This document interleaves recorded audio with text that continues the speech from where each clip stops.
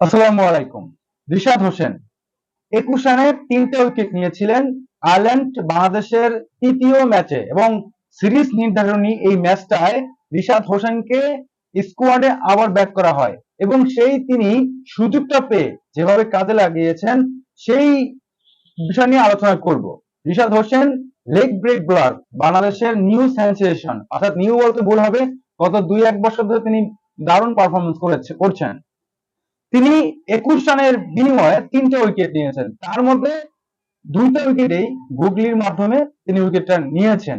তিনি যখন বলটা করেন, গ্রিপ করান, তখন কিন্তু বলটা পড়ে একটা বাউন্স খেয়ে একেবারে সাপের মতন ফণি ধরে, যেটা একেবারে ব্যাটসম্যানের জন্য খুবই বিপজ্জনক হয়ে ওঠে।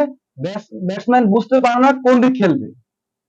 হ্যাঁ, রিশাদ হোসেন একটু খরুচে থাকেন সবসময়, বাট তিনি কিন্তু একেবারে টাইমলি, ওপেনলি তিনি কিন্তু উইকেট গুলা দখলও করতে পারেন।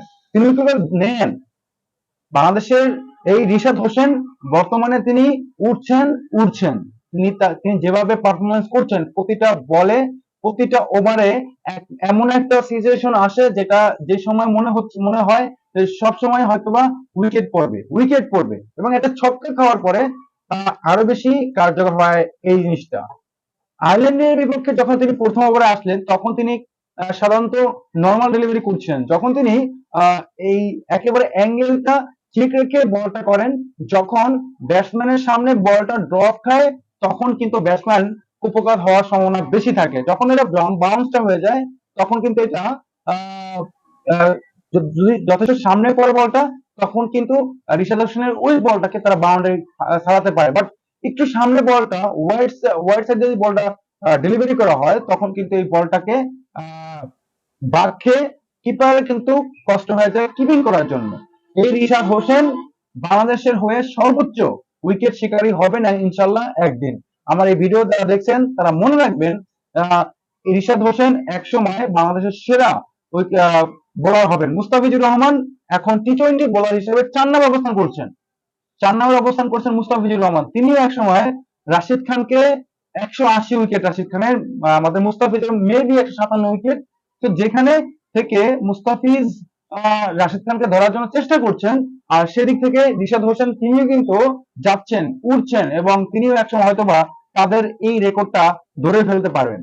যেভাবে তিনি কাজ করছেন, যেভাবে তিনি বোলিং করছেন, যখনই তাকে ব্রেক দেওয়া হয় কোনো ম্যাচের জন্য, তাকে ড্রপ করানো হয় একাদশ থেকে, তখন থেকেই এই রিশাদ হোসেন দারুণভাবে ফিরে আসেন এবং তার ওই ডেলিভারি গুলো, আর্মার ডেলিভারি, গুগলি ডেলিভারি, সবকিছুই একেবারে যথেষ্ট পরিমাণে কাজ করে। এই রিশাদ হোসেন বর্তমানে বিপিএল খেলছেন না বিপিএল, তিনি কিন্তু এবারে বিগ ব্যাশে খেলবেন। ওইখানটাতে যদি তিনি ভালোভাবে পারফরমেন্স করে আসেন, তাদের কোচিং স্টাফ, বিদেশি খেলোয়াড়, তাদের দিক নির্দেশনা সবকিছু যদি তিনি ভালোভাবে নিজেকে আয়ত্ত করতে পারেন, তাহলে রিশাদ হোসেন ভালো কিছু করতে পারবেন বলে মনে হচ্ছে। আপনার কাছে কি মনে হচ্ছে রিশাদ হোসেন এক সময় কত উইকেটের মালিক হতে পারে? কমেন্ট বক্সে জানিয়ে দিন। এবং রিশাদ হোসেন তিনি একজন বাংলাদেশের সেরা বোলার হয়ে শেষ করবেন তার ক্যারিয়ার, এটাই আশা করছি। ধন্যবাদ সবাইকে। পরের ভিডিও আমন্ত্রণ জানিয়ে আজকে বিদায় নিচ্ছি। আল্লাহ হাফেজ।